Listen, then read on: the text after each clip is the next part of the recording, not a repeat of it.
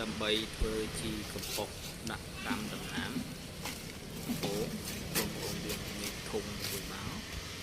បាទធុងក្រូឬក៏ធុងអីមួយហ្នឹងយើងចង់ក៏យើងដាក់បន្លែឬក៏កាកផ្លែឈើឬក៏សម្បកផ្លែឈើដែលនៅសល់ពីផ្ទះបាយ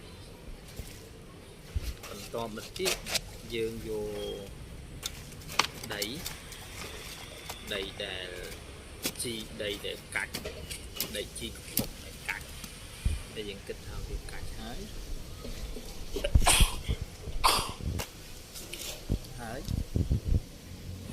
បន្តមកយើង